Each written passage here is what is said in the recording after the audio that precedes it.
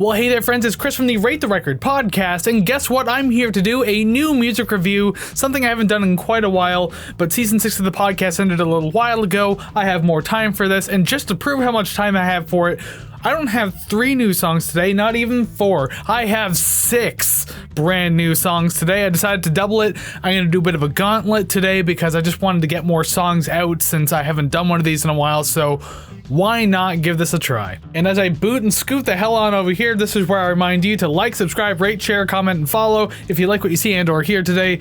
Support is appreciated, and especially if you get anything out of today's content too, just go ahead and let me know that. But without further ado, let's get into it. So first up on the list today, we have Dream Theater, and they have a brand new song out called A Broken Man. If you recall in the podcast, we last covered Dream Theater, the only time we ever did, back in season 1. It was episode 3. So it's been quite a while since I've had to listen to a Dream Theater song for this show or anything of the sort of it, but still, I digress. Continuing on, anything I can say about this particular song will be fairly in the realm of what you could say about other Dream Theater songs. It's just epic, it's prog, cinematic, and it's got that type of quality to its composition and its production, so it's pretty straightforward in that sense. I think I may have even said this too when we originally actually covered a Dream Theater album on the show. The band is good, the vocals not so much. As much as I've ever listened to Dream Theater, which isn't tons to be 1000% honest, but whenever I have, the vocals have just never done it for me. I even thought that very same thing when I saw Dream Theater live back in July 2023. I was going to see 2 other bands opening for them, but obviously I'm going to stick around for Dream Theater. But I thought the exact same thing. Music was fantastic, vocals just weren't hitting it, and I think the exact same thing with this track. And there's plenty I liked about this track too. It's an 8.5 minute track, so you can probably pull a lot out of it that you actually do truly enjoy. But I still feel like this either dragged on a little too much or things just didn't need to be there at certain points. And then I know that's kind of the balancing act of a prog band too. What works versus what's excessive. And I think for the most part, Dream Theater can hit that balance pretty well. But this one kind of felt like some things just didn't need to be around. Overall, it's fine. I do like it. For the very few complaints that I actually had, it was a pretty enjoyable song. Production's clean. Everyone still sounds super great on this whole thing. Again, it just felt like it dragged a little bit. Continuing on with the gauntlet now, song number 2 for the day, we have Jinjer with Green Serpent. And admittedly, I haven't really listened to most of Jinjer's catalog. A few songs here and there have popped up, and the ones I've heard have had like predominantly all screaming in it, so it was kind of nice to have a song like this where there was a lot more singing, so I can kind of break down both styles of Tatiana's vocals. This one had a really fun flow to it too. I think everything just kind of morphed so well from one section into the next. It was really fun getting through that entire progression too, so it's really quite a treat in that regard. I feel like there's a lot to like about this one too, because the composition is really fun. It goes in several directions at certain points, and then it's like nearly 4-minute runtime or something around there. Like, I think you could pull a lot from it without it feeling like too much, so I really appreciate that. I will say too, overall, that this one is definitely one of the winners of the week, and I say that knowing that by the point of me recording this, it came out 3 weeks ago, so winner of the week, when it's already 3 weeks old, just felt a little funny in my head, but this one definitely works. I like this song. Third on the list today, we have 3 Days Grace, a band I never thought I would have brought up on this show before. Brand new song called Mayday, and I can say right off the bat, like, this song, like, nothing has ever really changed about this band, has it? Immediately off the top, like, I'm talking like the first dead seconds and for like a stretch of a little bit there, it immediately sounds like another one of their like hit songs that have already come out a long time ago. I'm not really good with the names of their songs, and I don't really remember a lot of them. There was like, I think Animal, maybe Riot, or Let's Start a Riot or something like that. I don't know which one I'm thinking of, but one of them sounds exactly the same at the start of this one, and it's just like, wow, did you even try to start a new song? Jesus. It's pretty generic composition and writing all the way through the track. The sound and the feel to this one, I think, is pretty out of date at this point, which it's okay if you want to bring back a bit of an older sound, but when it's all you've been doing for like the last 20 years essentially, it's like, you should really consider something else. And overall, I'll leave it right there. It's 3 Days Grace. I didn't know what I was expecting. I didn't think this was gonna blow me away. I didn't expect the same song that I think I heard like 20 years ago or something like that, so that's pretty crazy that it's still like this. So if you've listened to anything by this band in the last 2 decades, like starting from their 2003 self-titled album, then you've already heard this song. You can either listen to it or move along. That's up to you. Coming up next, a band I've actually never heard of before, so I just decided to give it a try. Superheaven, and they have a song called Numb to What Is Real. And with this one, it was kind of a balancing act for me, whereas the verses were far more tame than the choruses, and I think I had more of a problem with the verses. Not because it was bad, but I think the vocals had far too much processing as compared to what the rest of the song kind of presented. So it kind of took away from it a little bit. But the choruses were really good, though. I loved how crunchy and heavy everything feels, and also had like a really decent atmosphere to back it up, so it sounded really lush in that regards. And it also had touches of like the 90s scene all over it, and that's fitting considering that this is a band that considers themselves to be post-rock and post-grunge, things that were kind of getting big around the late 90s, early 2000s and everything like that. So yeah, I mean, the style suits, it fits, sounds good in that regard. And honestly, I can say this song really isn't that bad at all. I actually quite enjoyed it. Again, minus the vocal processing, but that's okay. This kind of had many different qualities to it.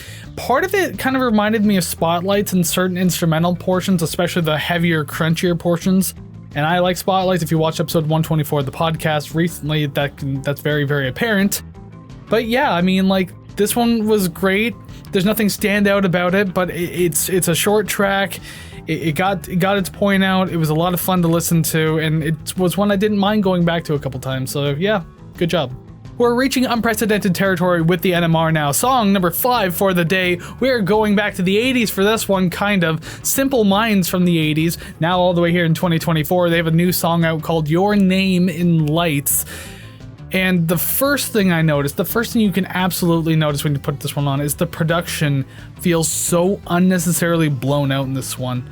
There's a lot of warmth to it at the very least because the bass is super prominent through most of the track. There's also like icier kind of layers going through it, but the bass kind of overwhelms you a little bit with the warmth. And that's kind of a shame too, because realistically, this track isn't that bad at all. I mean, it's sweeping, dreamy, it's good at keeping its focus, and just I don't really have a lot of complaints about it. I like the way it was written, I like the way it sounds, and for a band who's been around as long as Simple Minds, like, I'm surprised of how much I actually enjoyed this. So the production just wasn't all that great, and I can probably leave it there too. Overall, I like this song, but yes, the production just didn't do it any favors, unfortunately. So I'm more like for dislike on this one, but the dislike is like, it can be bothersome to listen to this one in headphones. And for the final song on my gauntlet today, Underoath has a brand new song out now called Generation No Surrender. There's a real quick pulse to this one. It's intense in all the right places, but I will say too, like on the note of production again, like I did with the last one, this one really has that like loudness war style of production. In this, you can hear like it just sounds blown out all over the place, and I'm not talking about like the crackling distortion we get in certain portions. That feels very intentional, and that's fine. I can deal with that, but I don't know. Like I can just imagine looking at the sound waves from this one, just looking at like a straight brick all the way across, and you know, people who work in audio will know exactly what I'm talking about. And another unfortunate thing about the song too is I feel like the chorus was probably the weakest point overall. And it's weird because it sounds like it was written to be in like an intentional sing-along, especially to do at a concert, which that could work out fine and dandy, that's fantastic. But I don't know, it's like poorly executed, it loses its momentum by the time it gets there, so every other bit of the song has to pick up that momentum, and where the chorus is supposed to explode with it just completely denies it. I don't know, it didn't work for me, Other than that, overall, it is a decent track, though. It's not so bad. It's just the choruses that kind of bothered me. Not huge on the vocals either, but that's the least of my concerns throughout all this, so that's fine. The song's heavy. It is fairly run-of-the-mill, but there's nothing entirely wrong with that. It's fun enough to check it out, so I say check it out. Gauntlet done. There you go. 6 songs. I tried getting through it as quickly as possible. I didn't want to drag it out too long, so I can just cap it off right here. Thank you very much for joining me and hanging out with me and listening to these songs with me. And if you did indeed listen to these songs with me, please let me know your thoughts and opinions on them down in the comments below. Do you agree or disagree with me? Do you like them? Do you hate them? Your opinions straight up, please, down in the comments. Super curious to hear them. And you can also let me know all the other places you want to go. You can let me know your opinion on these particular places at ratetherecord.ca. That is ratetherecord.ca. Streaming links, the social media links, that's where you're going to want to go just to get everything let me know your opinions there. And of course, the RTR club's over there. And of course, the album chart for the podcast. You want to see where everything ranks? I have something there in a really clean Google Doc, so go ahead and check that out. That's fun. Sorry if I seem a little rusty on this. It's been about 3 or 4 weeks since I've been in front of a camera to record, so it's kind of like I've already forgotten how to do this. But that's fine. I'll try to do another NMR next week, and then towards the end of December, it's going to be the best of NMR, like the top 5 of the year, and then there's like 5 honorable mentions, so technically top 10, but top 5 I just call it. That'll be coming out and everything like that. The podcast is still off until February, so go back and watch the ranking Season 6 number 1s video that I released not too long ago.